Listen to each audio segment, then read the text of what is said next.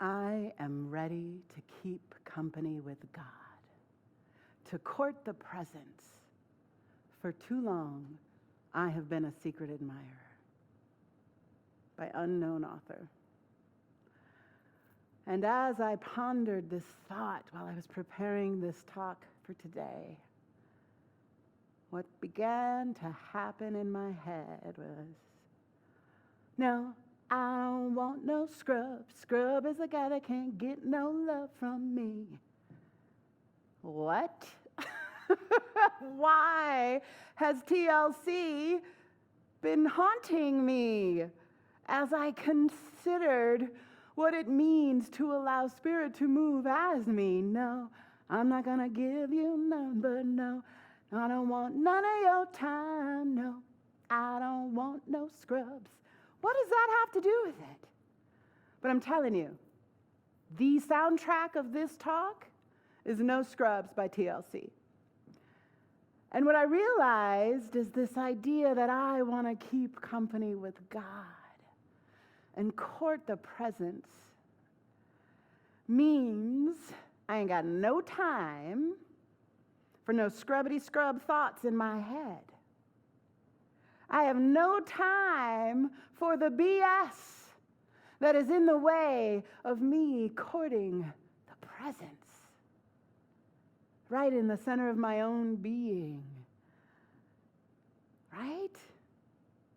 Because when we move from being secret admirers of our own divine nature and we begin to consciously court the presence and keep company with God and our own selves, it means that we get to date ourselves. We get to court our own presence, and we get to kick to the curb the scrubs in our own heads. Yes, that's exactly what it means. And here's what Kat Kim, who was with us earlier this month, has to say about that. She says, nonconformist spirituality urges us to cultivate divine confidence so that no matter what is happening in the world outside of us, we are grounded in a powerful knowing of who we are and what we are here to do. And how do you think that divine confidence comes into being? That idea that Spirit is living as me. Not just in me, but as me. In all of my glory. That is what divine confidence means. Divine confidence comes as the result of choosing to be the embodiment of that divinity.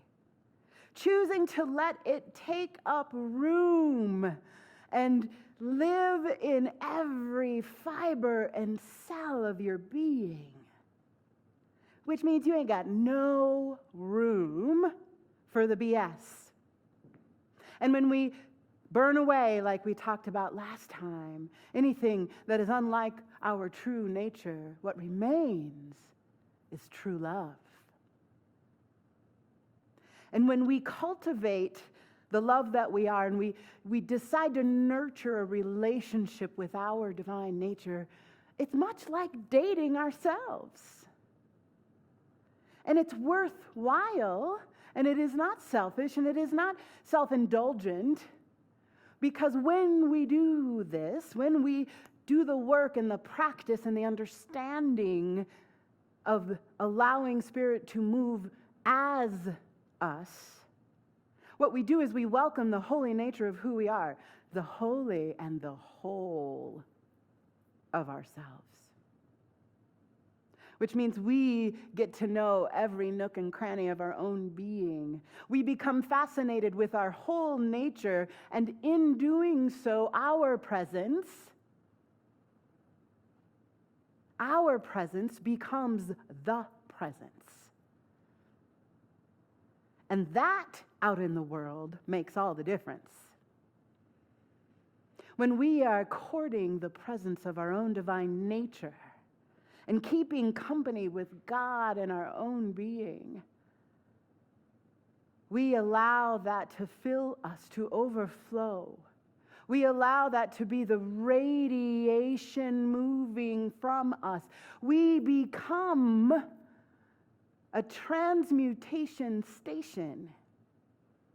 Much like a radio stand that sends out signals across the air, we become the vibration of love that is moving out into the world because we are the embodiment of that love. But we have to nurture it. We have to nurture our relationship with it. We have to cultivate that divine presence that is living and breathing as me, as you.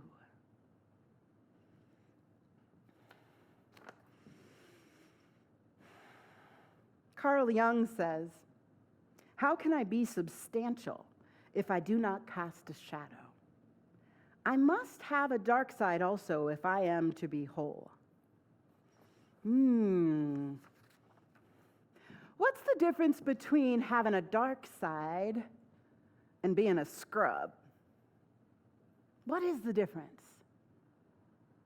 Well, here's my thoughts on that, because we all have to be made up of all that is, because there's only one life. That life is God's life. That life is perfect. And that life is my life now. So if that is what is so, then that means that all that makes up life must be all that makes up God and more beyond our understanding. But it means we can't leave out the shadows. We can't leave out those impulses in us, those instincts in us that sometimes appear as shadow. And we are substantial. We are whole, rich, incredible beings. That includes those dark sides. But here's what I would offer. The uninvestigated dark side, the fear-based dark side, the repressed dark side becomes the scrub, becomes the problem in our lives, becomes the problems in life. And as we cultivate the presence and we court God within, and we become to embody the truth of who we are, we get to welcome the entirety of our beings. We get to welcome those longings and desires that often get put on the side of bad or dark or shadow. But as we welcome them, often those shadow parts of ourselves, those uninvestigated parts of ourselves, those sometimes hidden and repressed parts of ourselves become our greatest gifts, our greatest teachers. But we must be willing to investigate them and look at them and court them with the light of love,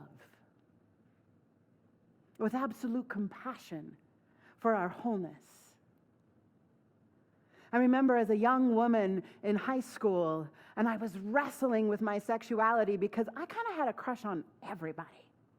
And I could not understand what was going on with me. It was already enough that I was of mixed heritage. My mother was white and my father was black, and she was from the Midwest and Northern Europe, and my father was from the South and the first to leave the South as a black man and his family. I mean, it was confusing enough already to be in this skin with this hair.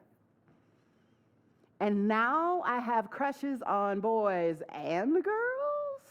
Really? Am I just trying to set myself up for the hardest life possible? This was my thought as a teenage girl. But what I have discovered all these years later, through investigation, through compassionate looking at my own nature, which includes my sexuality, because Spirit is living as me and all that comes as me, what I discovered is this ability to move in multiple worlds. This thing in me that comes from many places, that loves many kinds of people, is the very thing in me that allows me to move in the world uninhibited, authentic, unconcerned with giving up any piece of myself in order to belong to one side or another. It has become one of my greatest gifts. I would not define it as a shadow, although some would. So when we let ourselves be ourselves and court that nature, court the presence that we individually and uniquely are, it is how that love that is God, that spirit, that oneness, that greatness, that abiding love reveals itself more wholly on this planet as me, as you. And so we get to welcome it. We get to welcome all that we are and all that we contain and all the ways that we have been shaped by our life and by history and by God itself. Because all of those pieces have done this incredible thing. They've crafted you. They've crafted me. And when we begin to court the presence of God in our own being, we have no choice but to begin to fall in love with ourselves. And when we have that kind of falling in love and acceptance, it is like a beyond acceptance kind of love. We aren't tolerating aspects of ourselves. We are celebrating all that we are. And when we get into that kind of love with our own beings and recognize that that kind of love is actually what is making up the entirety of life, it just spills out. It becomes possible that that kind of love is what shines the light in the world, making all the difference.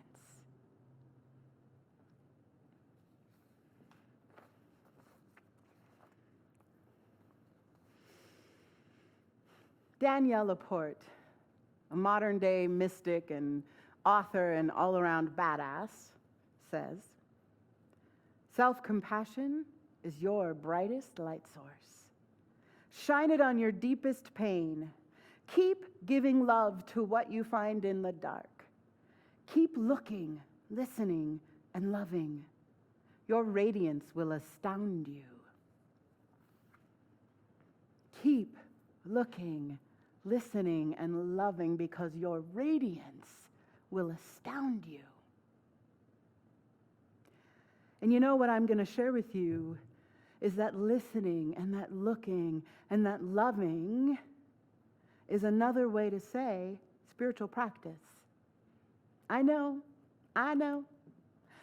But here at the Albuquerque Center for Spiritual Living, and in my deeply held belief as a minister and as a teacher and a guide, step 2 of spiritual development, step 2 of that transformation, step 2 of reaching that treasure at the end of the rainbow, the gold that we all desire, that absolute communion with the one that is the fulfillment of every longing and desire we've ever had, that happens as a result of spiritual practice. And so the Spirit as Me step of our pathway here at the Albuquerque Center translates to mean practice and education. It means that we study. It means that we practice. It means that we busy ourselves with courting the presence. We busy ourselves with keeping time with God. I mean, those are some lovely words. I love that idea so much. But it is an active idea. keeping time with God is an activity. It's an activity that looks like spiritual practice. And that practice can look a whole bunch of ways. A whole bunch of ways. We can mindfully wash a dish and be keeping time with God. We can mindfully take a bite of food and listen to the glory of what is happening in our mouth and love the flavors moving across our tongue and look deeply at the beauty on our plate. Spiritual practice. Looking, listening, loving. That is how we keep time with God, how we court the presence, is to be in understanding and practice with our nature. It is how we get to fall in love with who we are. The whole kit and caboodle. And so in the practices, we have to go deeper than our day-to-day. It's not necessarily that our day-to-day will change one bit, but who we are in the day-to-day is likely to change a lot. That transformation most of us are looking for, that growth and development and spiritual maturity we are after on this journey, on this pathway, the biggest chunk of that journey, of that pathway, in my experience, is this spirit as me piece. The continual looking and listening and loving and more deeply understanding. And that study, that education piece, that may be the study and education of sacred texts, the study and education around spiritual principle and universal law. And we offer all of those things here. But it can also be, and the piece that I feel most strongly about, is the study of yourself. The study and education and understanding of your divine nature, of asking questions like, how does Spirit show up as me? When I go within, how does Spirit move in my being? What can I learn by gazing through the eyes of love at my own self about God? These are the questions that I find so much delight in. And I know for sure in my own journey, in my own bits of navel gazing and becoming self-obsessed along the way because I really needed to know what was going on in here and what is this all about and how does this relate to this God thing. Lo and behold, in falling in love with my own nature, I have fallen in love with nature. With the nature. With all the permission I have given to myself to be exactly what I am as God made me to be, I have given that same permission to every creature breathing on this planet, to every aspect of life. That flows out as me now. They are not 1 + 1. And then you get this God stuff, this nirvana, this enlightenment, this whatever. It is one and the same.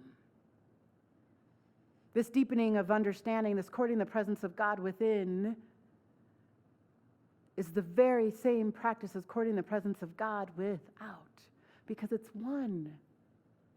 There is one God, one life, one spirit, one love, one animating force that is moving through all of it as all of it. So as we court that divine that is moving as me, I am courting the divine that is moving as you. I am keeping time with the one who also shows up as you. And as you keep time with the one, you get to now cultivate your relationship with the God that is me. And we begin to understand in that second phase of spiritual development, we begin to understand that there is a oneness we belong to that longs for our presence. There is an inherent belonging in that you no longer have to strive for. It just is. And so, as I cultivate my understanding of Spirit as me, and as you cultivate your understanding of Spirit as you, we also cultivate our understanding that you and I are belonging in this oneness as these beautiful, unique emanations of the one. And we belong to each other because that is true. There's nothing I have to do to belong to you, and there's nothing you have to do to belong to me. It is already so. So as we fall more deeply in love with ourselves along the way, and we continue to look into those dark places with such love and compassion like Danielle Laporte asked us to do, we then give that to each other. We naturally open our arms wider, and our consciousness widens and grows and deepens to understand and welcome all that Spirit is. All that Spirit is as me, all that Spirit is as you. That's how good it gets when we practice, when we understand, when we keep time with God. So what I'm going to ask you to do this week is date yourself. And there's going to be a unique piece to that, because this is also the season of celebrating Mother Durga in the Hindu tradition. And Durga is the goddess in the Hindu tradition, like the goddess. She is the activity of the Godhead, which is Brahma in the Hindu tradition. She is the aspect of God that is the activity of all of life.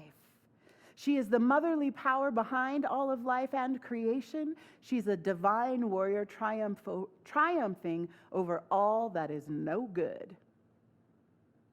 So we're going to call on Mother Durga this week, because it is the Navratri festival all over the world in the Hindu tradition, where there is a 9-day celebration with rituals and art and prayers and readings, all kinds of marches and celebrations on the streets. And it is for 9 nights. I love that it's 9 nights, which I believe, we welcome our shadow selves a little bit more in the dark. You feel me? So we're going to allow our whole selves to be welcomed over these next 9 days. And along the way, we are going to dote on ourselves. I love that word, dote. I want you to dote on yourself this week in 9 different ways in honor of Mother Durga. So there are some suggestions I'm going to give you right now, but I would love some suggestions from you. What are some ways that you can dote on yourself this week and court the presence that is within you? Here's some suggestions from me. You can say, I love you in the mirror. You can take yourself out on a date in nature. You can buy or make yourself a special meal and eat it with all the loving mindfulness you can. You can write yourself love notes. You can even put them on sticky notes and put them up around the house. Invite yourself to dance it out. Just have a dance party with your own self in your house. You can gift yourself something that makes your heart squeal with delight. Whatever, and it could be a tiny little something. You might gift yourself with cleaning up an area of your house and making it beautiful. You can put a bouquet somewhere that's just for you. Like, it doesn't need to go on the dining room table for the whole family. Maybe the bouquet is going to go right next to your bed for you. You have infinite creativity as part of your nature. So I want you to find 9 ways this week to fall in love with your divine nature. And then I want you to tell us about it. You can share it on social media and tag us. You can put it on the Facebook community forum for the Albuquerque Center for Spiritual Living. You can email it to us at community@abqcsl.org. I want to fall in love with you, falling in love with you. So that's your homework for the week. 9 of them in honor of Mother Durga. Because as we allow ourselves to really embody spirit, embody the divine nature that we are, we're going to run into those scrubs. So you might sing that song this week. No, I don't want no scrub. You might call on Mother Durga when the world outside of you is trying to distract you from the truth of who you are. When the thoughts in your own head might be, imagine this 9-armed warrior goddess coming in and swatting them away. Because you, my love, already are perfection in motion as spirit. And so let's anchor that truth right now in prayer and join me. What I know that I know that I know, what I feel, what I say thank you, God, for, is this absolute good, this absolute beauty, this absolute joy and harmony that is moving as life, as me, as you, as each one of us and this entire animated planet and universe and beyond are these incredible, beautiful God natures. And each one of us is here as it. Each one of us is here for it. And I am so wildly grateful for Spirit itself, as life itself, moving through each and every one of us, and we get to be here together as this gorgeous nature of God. Holy cow, it is good. And so I let nothing sway me from the truth of who I am. I let no thing outside of me, no thing inside of me sway me. There are no scrubs that can get my time. And I know that that is what is true for each one of you. As we make more and more room for the Spirit to move as us, through us, in us, each of us, I just say thank you. Thank you, life. Thank you, love. Thank you, beauty. Thank you, harmony. Thank you, joy. I relish every little morsel of it. I call it good and very good, and I let it be.